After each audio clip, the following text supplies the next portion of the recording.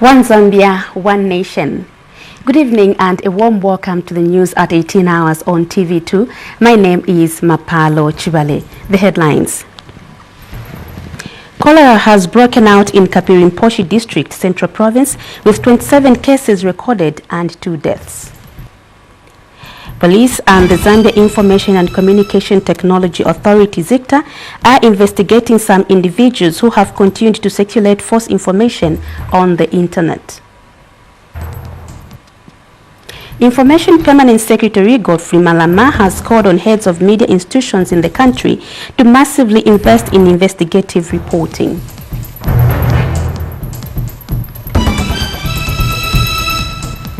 And now the details.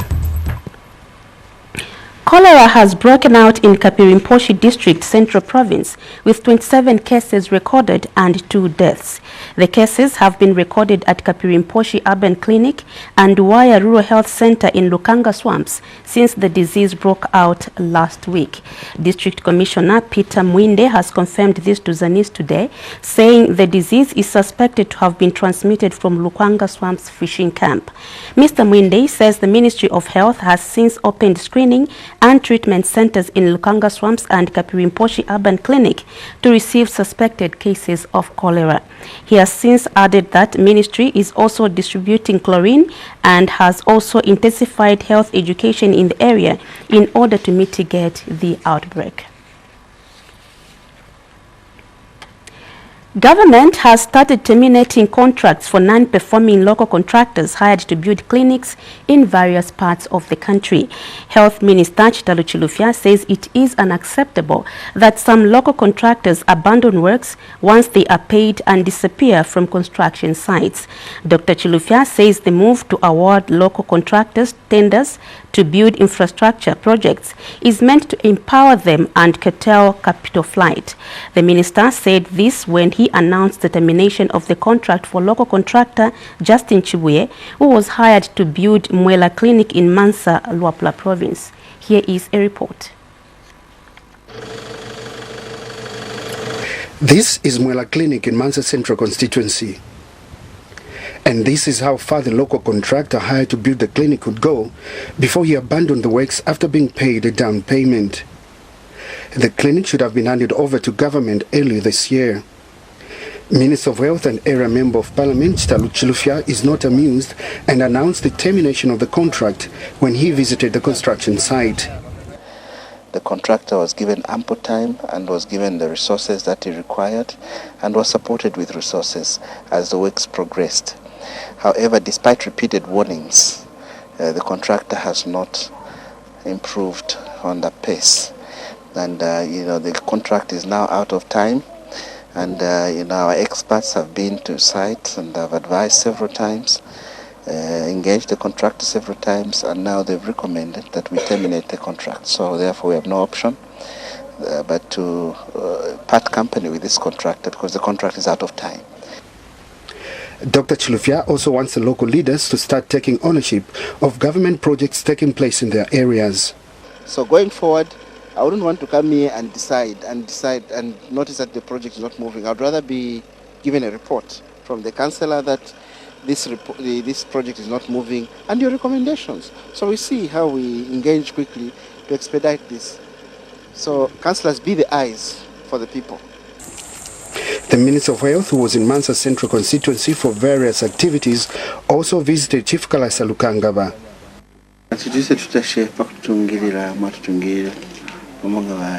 PF no edka chagolungu napaku kosheresha abantu besu kunokana besu kuchingirira omutende nechibote ashi tulipansho kutotera kana besa.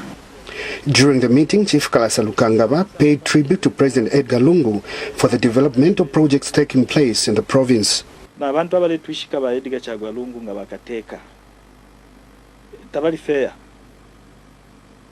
nangula panono balingire babwelela mukuyishiba lesa beshi becho balechita Edgar Chagwalungu ebakateka abo lesa atupela okupitira mukubomfya abantu baba bwesesha mu office ichile pilipilo okuti atatukweteka umbi apart from Edgar Chagwalungu.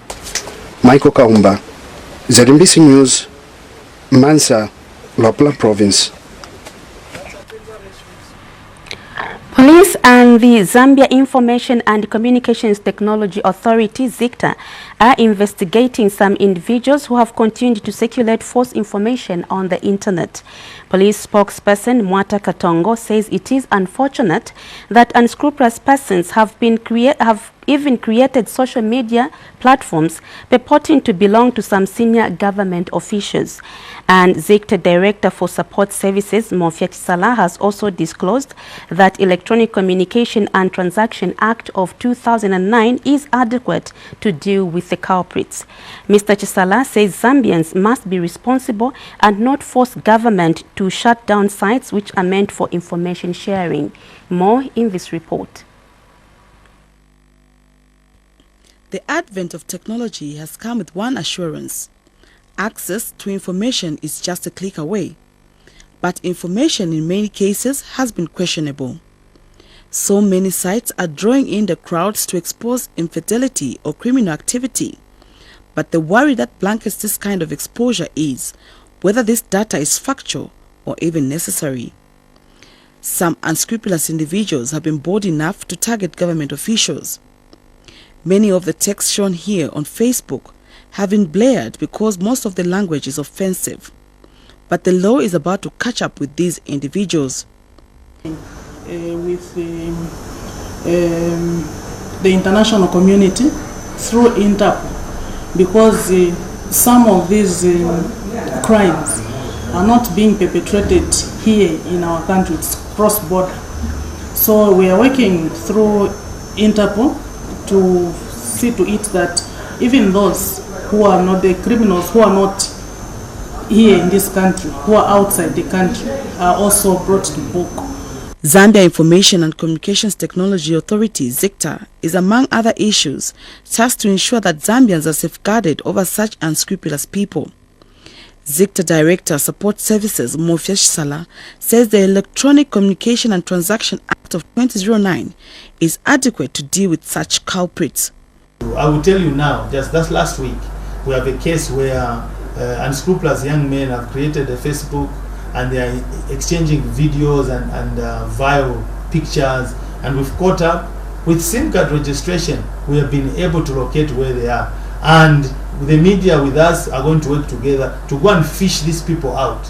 And we want to find the ring reader so that we can set an example and tell people you can be clever only for 1 minute, but after that minute we are going to move in and ensure that we make this country as clean as it's supposed to be. Mr. Chisala has also cautioned Zambians not to force government to shut down some of these sites. Be careful with what you ask for. Freedom of speech or freedom of expression is okay, but within the realms and confines of the law. If you're going to go there and start venting, insulting, distributing pornographic pictures, I don't think you are following that freedom properly. Don't force the hand of government to start now telling organizations like ours, IBA, or through the Ministry of Information and Broadcasting or Transport and Communication, for us now to be shutting some of these things down. Information sharing is the most important aspect today. 5.7 million Zambians have access to internet services in Zambia. However, access to internet services must come with civility and responsibility by all. Mulan Sofum, TV2 News, in Lusaka. Now, Evangelical Fellowship of Zambia EFZ Executive Director Pukuta Mwanza says there's no need to politicize the National Day of Prayer, which falls tomorrow, October 18. Reverend Mwanza has explained that people must understand that elections are over and the country needs to move ahead, hence all must attend the prayers. He has explained that it is unfortunate that the day and its events have been politicized, because he believes that even those who politicize the prayers would do the same if they were in power. He was speaking today during the News and Current Affairs segment on TV2's Morning Live program. economy, we'll be praying for reconciliation, we'll be praying for people of Zambia to coexist so that we can all understand and appreciate that God has placed us here for a purpose, and there is no need for acrimony, there's no need for violence. We think very strongly, we feel very strongly that we need to mature now and coexist. And this is why we have emphasized that people who come to the prayers tomorrow, countrywide, wherever they will be, they should not dress themselves into political regalia to avoid this being politicized. We would like people to come in their CVs so that everyone feels comfortable and there's no political divide. Part of the program in Lusaka tomorrow, in the morning, the president will be laying a foundation stone at the site where we'll be constructing the National House of Prayer building. And that function is very important because it will open up the opportunity for us to start the construction works as soon as the procurement processes have been completed. And Reverend Mwanza has reiterated that during the main event here in Lusaka, President Edgar Lungu, who also laid the foundation stone for the construction of the National House of Prayer. This year's theme for the prayers is promoting reconciliation and healing, promoting unity in diversity. Meanwhile, Paramount Chief Mpezeni of the Ngoni-speaking people in Eastern Province has called on Zambians to turn up in numbers for the National Day of Prayer and Fasting.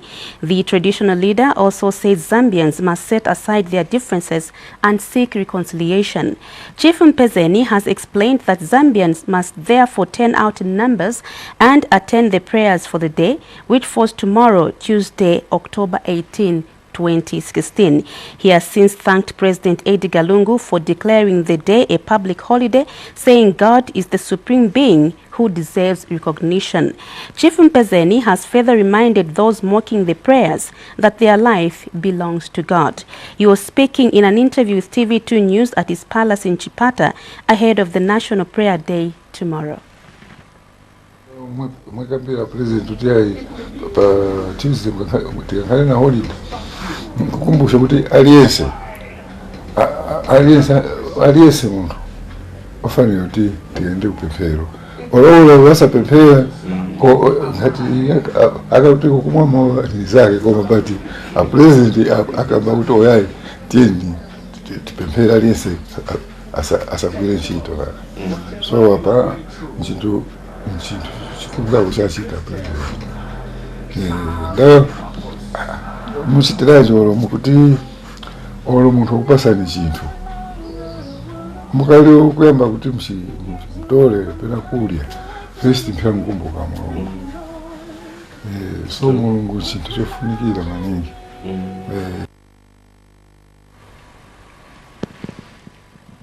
A 19-year-old girl has murdered a 75-year-old man in Mwinilunga on suspicion of practicing witchcraft. Imelda Kalulu of Kanyama area allegedly stabbed Helemist Mayewu of Malachi village yesterday. Northwestern Province Police Commissioner Lakson Sakala has confirmed the incident to Zanis, adding that Kalulu has since been arrested. Mr. Sakala has explained that the deceased, who was suspected to have bewitched Kalulu with epileptic condition, sustained deep wounds in the neck, and it is suspected that a knife was used. He added that Kalulu's family had surrendered her to Mayewu so that he cures her, but she later stabbed him.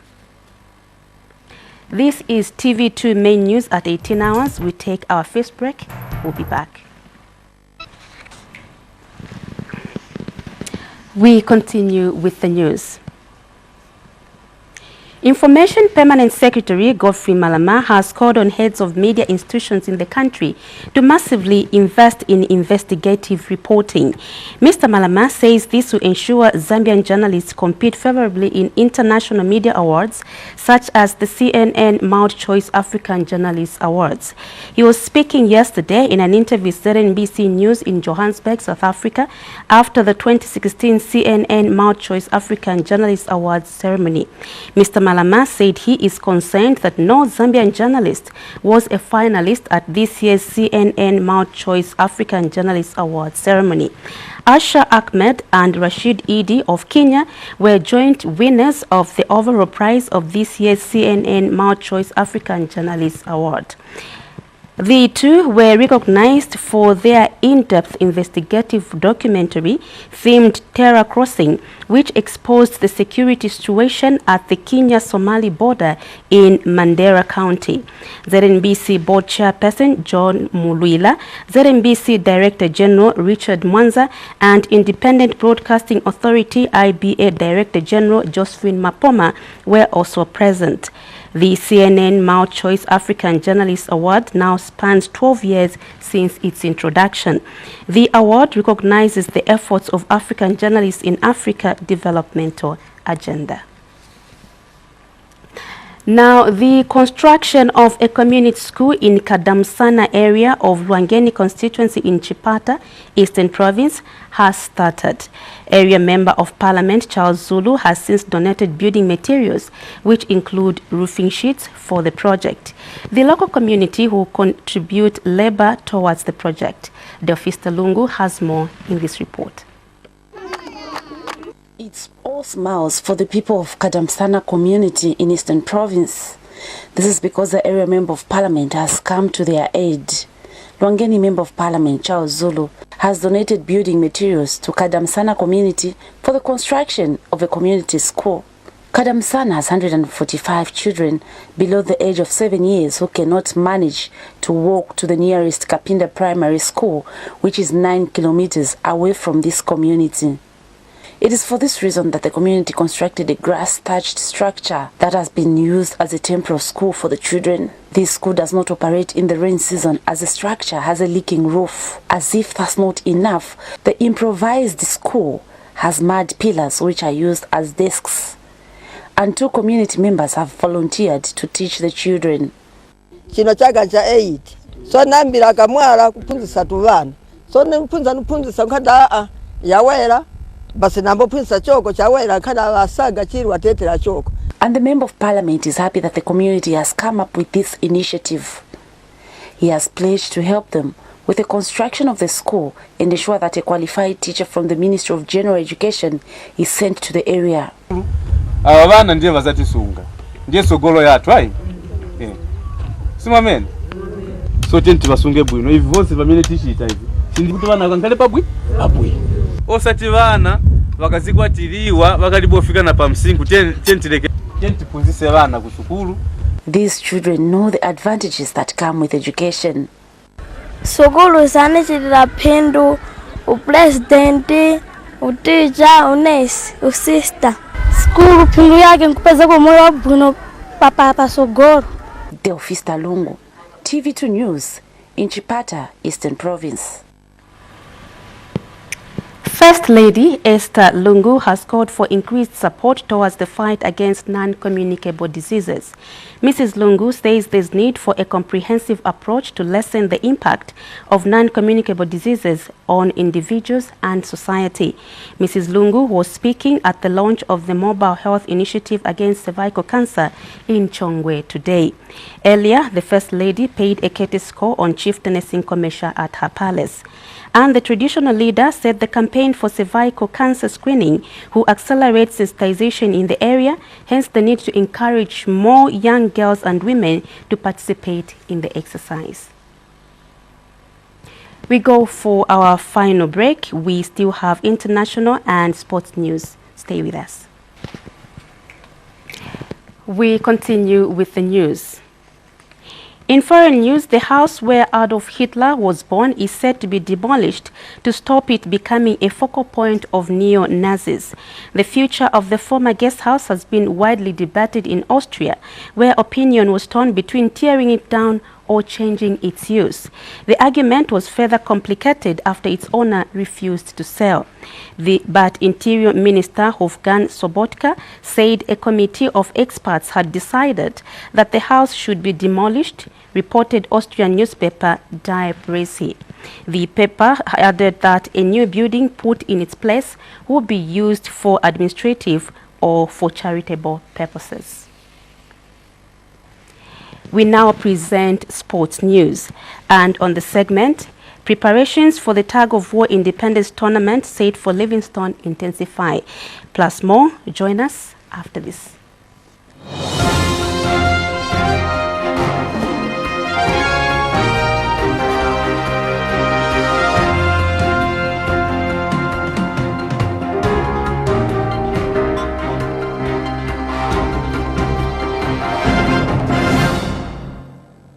With this segment in detail, I'm Chico Mkokam. The Chipolopolo have held their second training session at the National Hero Stadium in Lusaka since regrouping yesterday. 16 local-based players have so far joined camp. The team is expected to be in camp for a month, while players will be released for league games on weekends.